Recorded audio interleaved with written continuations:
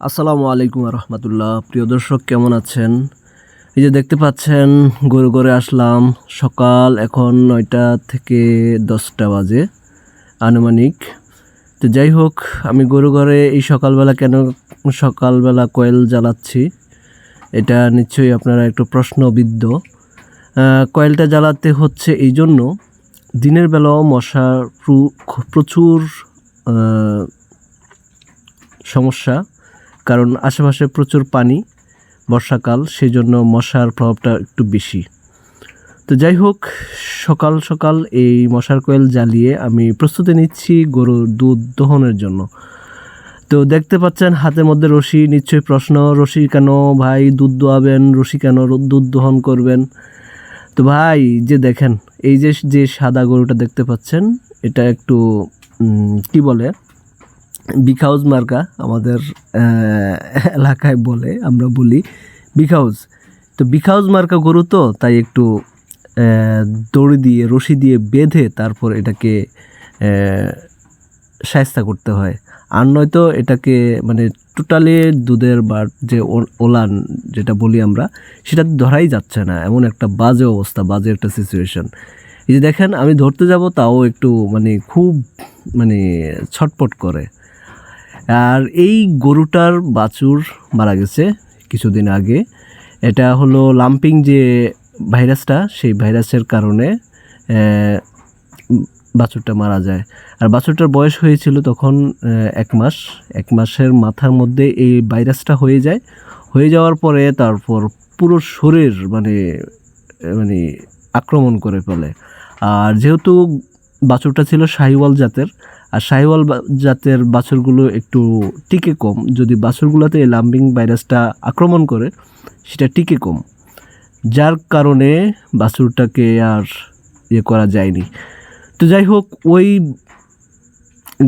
গাভী যেটা বাছুরটা মারা গেছে, সেই গাভীর বেশি দুধ দহন করতে পারিনি।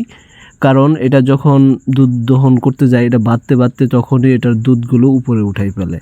এখন বাছুর থাকলে হয়তো সেটা করে আবার ট্রাই করা যেতে পারতো, কিন্তু বাছুর নেই, তাই পারিনি।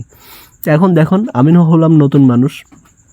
আর আগের ভিডিওতে আপনাদের বলেছি আমি বাড়িতে একা, ওই সময়কার ভিডিও এটা। তো বাড়িতে একা, আম্মা নেই, আব্বা নেই। আর দুধ দহনের কাজটা বিশেষ করে আব্বাই প্রতিদিন করতো।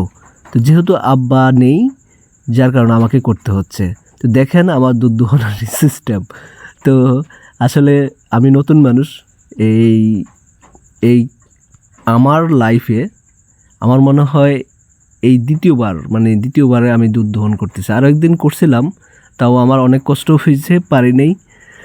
তো দেখেন, 1 হাত দিয়ে আমার দুধ দহন করতে হচ্ছে, কারণ আমি 2 হাত বা এট এ টাইমে 2 হাত দিয়ে আমি করতে পারতেছি না, বেশিক্ষণ করতে পারি না। কারণ আমার হাতের আঙ্গুল প্রচণ্ড ব্যথা হয়ে যায়, মনে হচ্ছে হাতগুলো আমার ভেঙে যাবে, এমন একটা অবস্থা, বাজে অবস্থা হয়ে যায়। তো যাই হোক, এই হলো আমার অবস্থা। তো আমি যে সময়ে আজকে ভয়েসটা দিচ্ছি, এই সময়টা হলো রাত এখন প্রায় 11টা বাজে। তো সন্ধ্যার সময় প্রচণ্ড বৃষ্টি হয়েছে, যার কারণে আমি ভিডিওটা এডিট করে রাখছি, বাট ভয়েসটা দিতে পারিনি।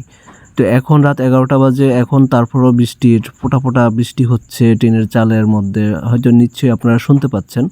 তার জন্য দুঃখিত। আসলে আমি কন্টিনিউ ভিডিও দিতে পারতেছি না, বিভিন্ন সমস্যার কারণে, বিভিন্ন ব্যস্ততার কারণে। তো আজকে যেহেতু আমি চিন্তা করছি যে ভিডিওটা আমি ছাড়বো কমপ্লিট করে, তো সেই মুহূর্তে দেখি যে প্রচণ্ড বৃষ্টি শুরু হয়ে গেছে সন্ধ্যার সময়।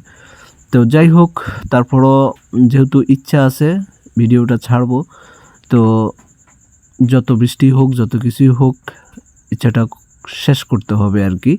যাই হোক, তো তার জন্য দুঃখিত।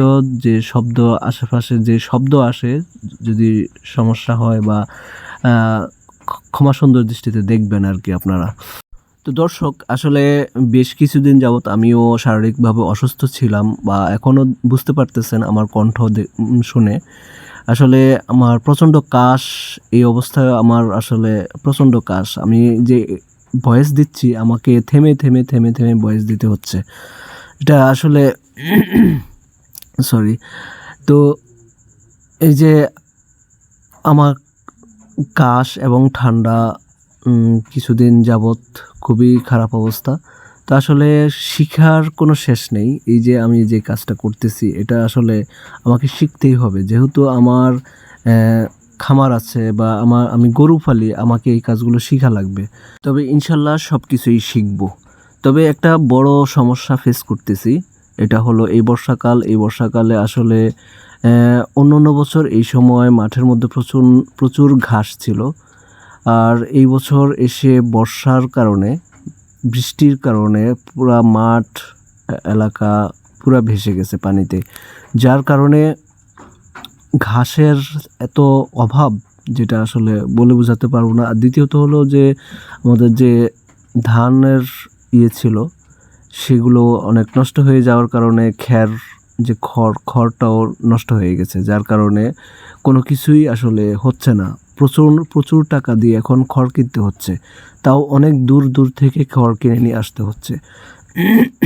সরি। তো খড় পাওয়া যাচ্ছে না এলাকার মধ্যে, এত খড়ের চাহিদা সেটা টোটালি পাওয়া যাচ্ছে না। আর এত দাম দিয়ে খড় কিনে যে গরু পালবো এটা আসলে অসম্ভব। এই জন্য বাহির থেকে আমি এই পর্যন্ত মনে হচ্ছে 40 থেকে 50 হাজার টাকার খড়ে আমি কিনে রাখছি, যেটা আসলে এখন এই সময় অনেক টাকা। এই সময় এত টাকা খরচ করাটা আসলে খুবই কষ্টের। আসলে বর্ষাকাল এমনিতে অনেক সমস্যা। তো ঠিক আছে, ধন্যবাদ।